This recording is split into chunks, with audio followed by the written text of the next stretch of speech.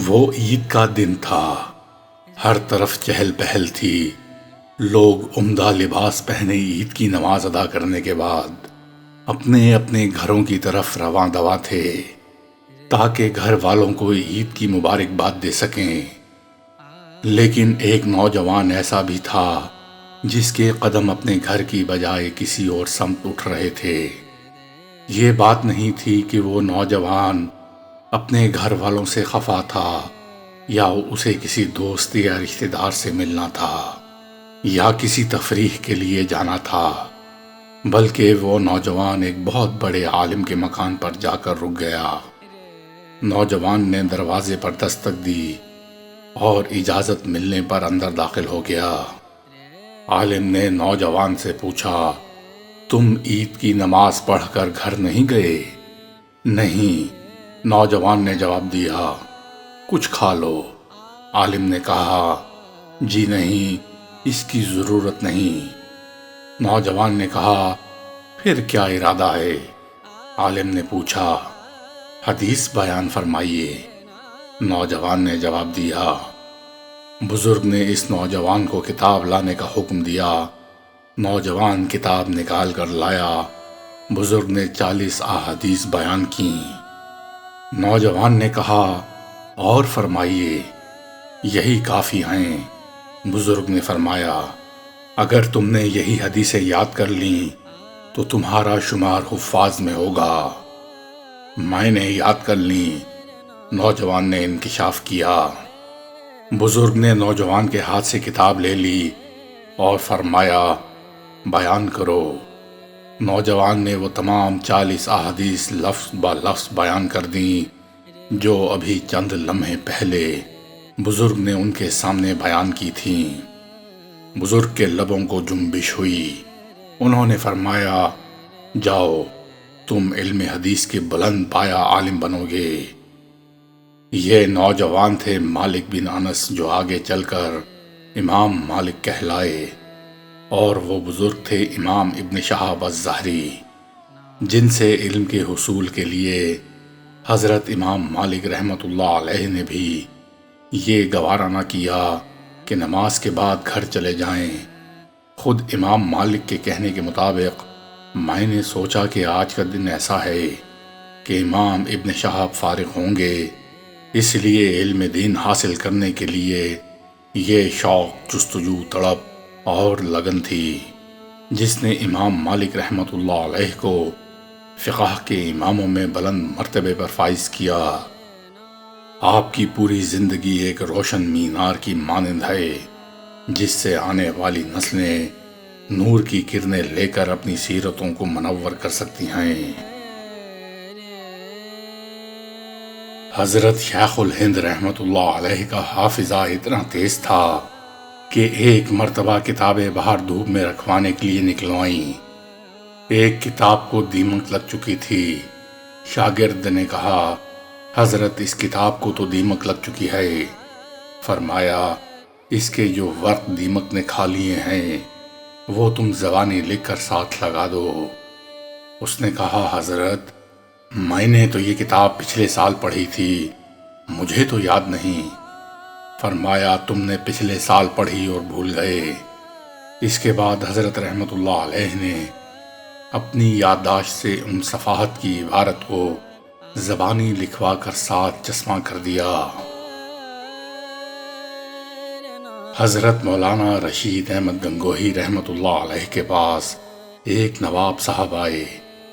اس وقت آپ رحمۃ اللہ علیہ کی خدمت میں حضرت شیخ الحدیث رحمۃ اللہ علیہ کے والد حضرت مولانا یحییٰ رحمۃ اللہ علیہ بھی بیٹھے تھے، کیونکہ وہ آپ رحمۃ اللہ علیہ کے خلیفہ خاص تھے، خدمت میں لگے رہتے۔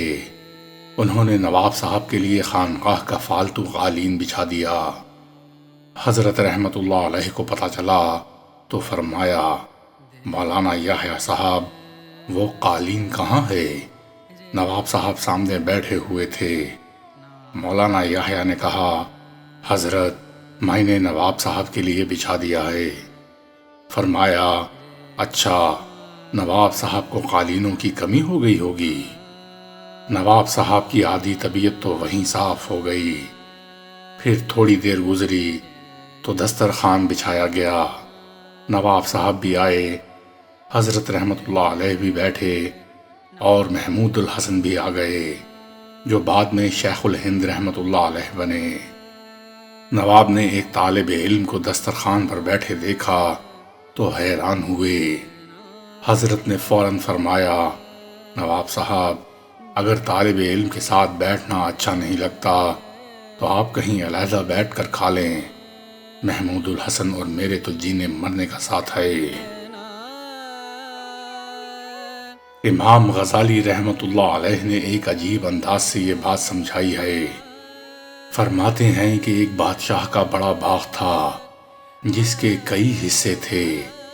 اس نے ایک آدمی کو بلایا اور اس کے ہاتھ میں ایک ٹوکری تھما دی اور کہا کہ میرے باغ میں داخل ہو جاؤ اور بہترین پھلوں سے ٹوکری کو بھر لاؤ، بڑا انعام ملے گا، مگر شرط یہ ہے کہ جب اندر سے گزر کر آ جاؤ تو تمہیں دوبارہ واپس جانے کی اجازت نہیں ہوگی۔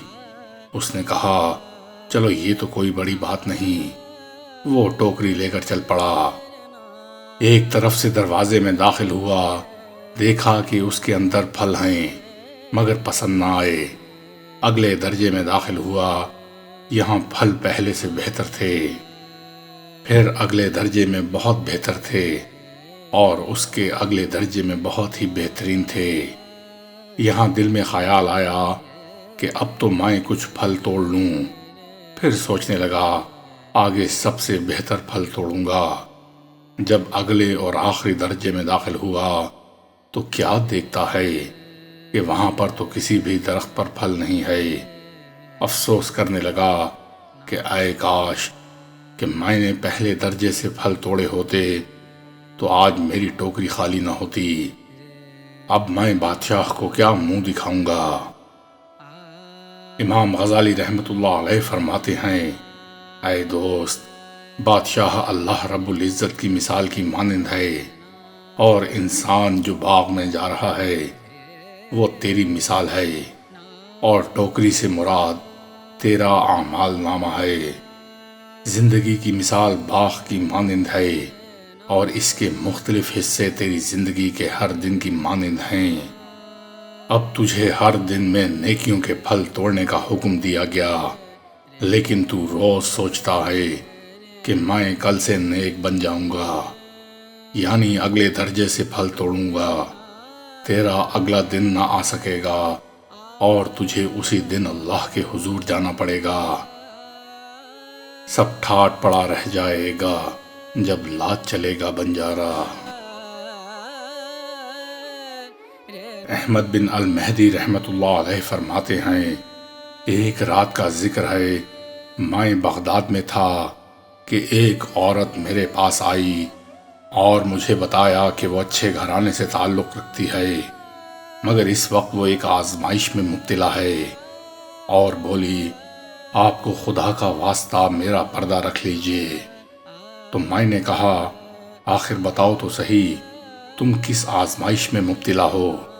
تو وہ بولی، میرے ساتھ زبردستی ہوئی اور اب میں حاملہ ہوں، اور لوگوں سے میں نے یہ کہہ دیا ہے کہ آپ میرے شوہر ہیں اور یہ حمل آپ ہی سے ہے، تو خدا کے لیے مجھے رسوا مت کیجیے گا اور میرا پردہ رکھ لیجیے گا، اللہ تعالیٰ آپ کا پردہ رکھے۔ وہ خاموش رہے اور کچھ نہ کہا، پھر وہ عورت چلی گئی۔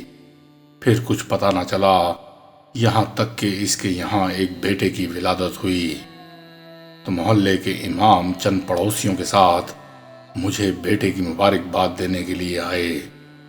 میں نے ان کے سامنے بے پناہ خوشی اور مسرت کا اظہار کیا، اور اگلے دن اس بچے کے نام سے 2 دینار امام صاحب کو دیے اور کہا، یہ اس عورت کو دے دینا، یہ اس بچے کا خرچہ ہے، کیونکہ ہم دونوں کے درمیان کسی بات پر علیحدگی ہو چکی ہے۔